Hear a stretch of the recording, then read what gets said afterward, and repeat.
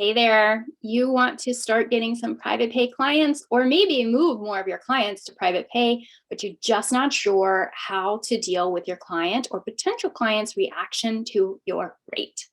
I'm Amber Lyda. I'm a licensed psychologist, and I teach therapists how to build successful, six-figure, and soul-filling online therapy practices. So let's get started and teach you how to deal with any pushback that you might get from potential clients about your rate. There is a video that will be helpful to watch before this one. I'm going to put it right here for you. So in that video, I talk about a quote that I read in Brene Brown's book, Atlas of the Heart. And it's actually from someone named Prentis Hemphill. And it says, "Boundaries are the distance at which I can love you and me simultaneously." And I feel like that's a really helpful quote in thinking about how to hold the line on your private pay rates when you experience any kind of pushback. And I'm going to talk to you about how you can do that ethically and compassionately right now. In the video where I talk to you about how to deal with your internal critic, again, I'll link it above for you.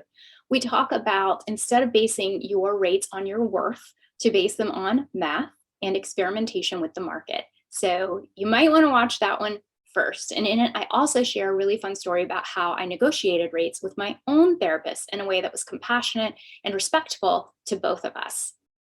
So in that example, I talked about how my initial reaction to my therapist was, I can't afford that rate. And then my second reaction after I worked through that was, I won't pay that much for therapy. And when you have clients push back about your rate, they're usually coming from one of those two places. I can't afford that, or I won't pay for that. I'm going to break each one of those into 3 segments. Yes, I can afford it and I will pay for it. No, I truly can't afford it, or no, I really don't see the value in it. I'm not going to pay for it, and a maybe.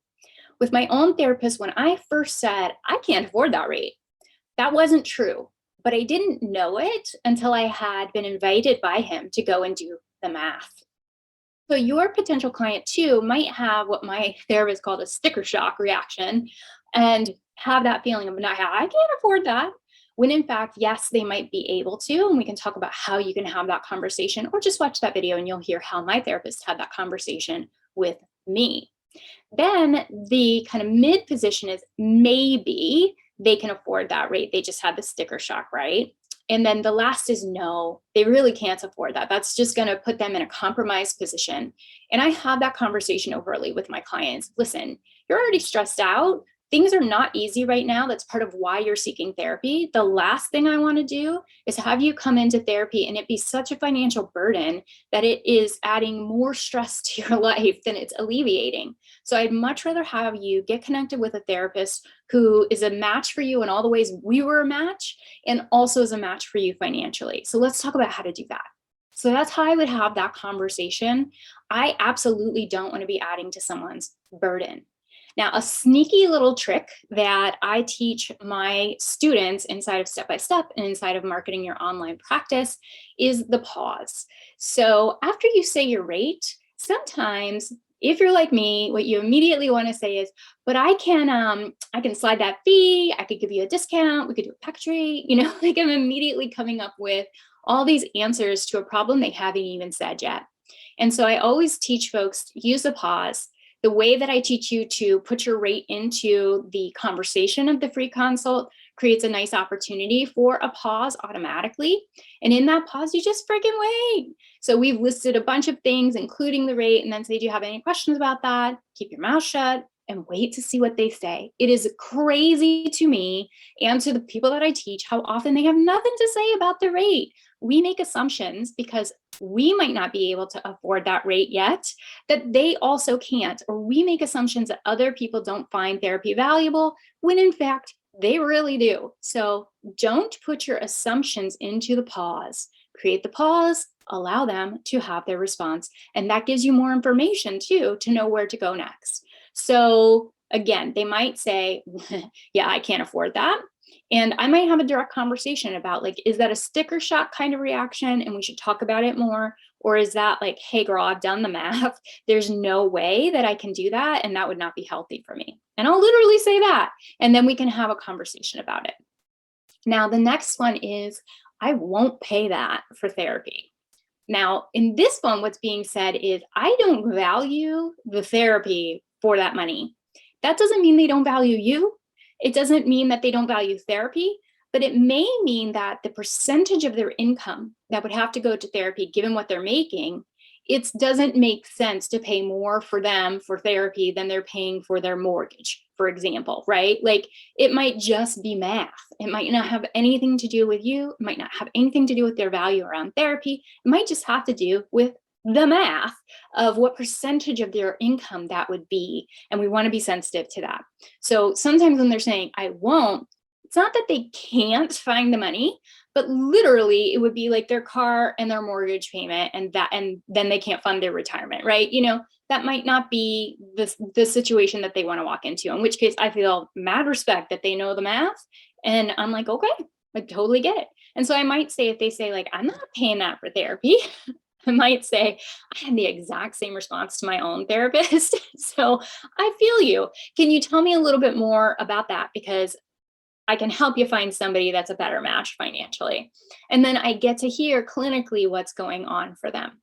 Now, it might be just a like, whoa, I didn't even know people paid that for therapy kind of reaction. And I've had that too. And I've had that with potential clients who had a big reaction like, oh my gosh, that's a lot of money. That's going to be $800 a month on a 4-week month. And I'm like, yeah, it's a investment. It's an investment. And I think we have to figure out whether it's an investment that makes sense for you, not that it's worth for you, that it makes sense for you. And this person shocked me because they're in a different tax bracket than I am. And I'm going to de-identify just in case, So I'm going to change the details a little bit. But they were like, I spend that much money on XYZ a month and I don't even blink at it. I just hadn't thought about it as what I would pay for therapy.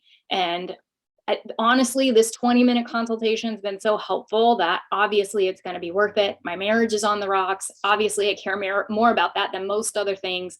So if I can spend the money over here, then I can spend the money over here.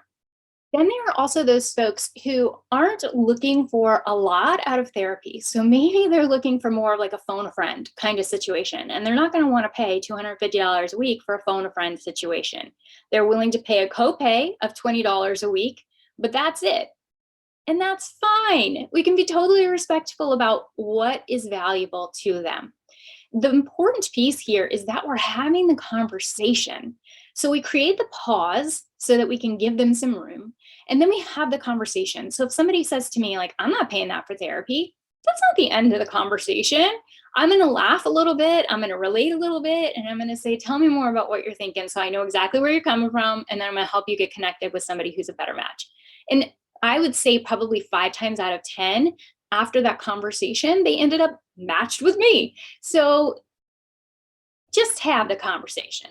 And if they say, I can't afford that, be sure in either case that it's not a coercive conversation, but it's a genuinely open, I want to help you. I'm not just trying to fill my practice. I just want to help you figure out what's going to be best for you. And I know I can't meet everybody's needs, not with my skill set, not with my fee, not with my personality. Like I'm not going to be the best match for everybody. I might be the first or third person you've called.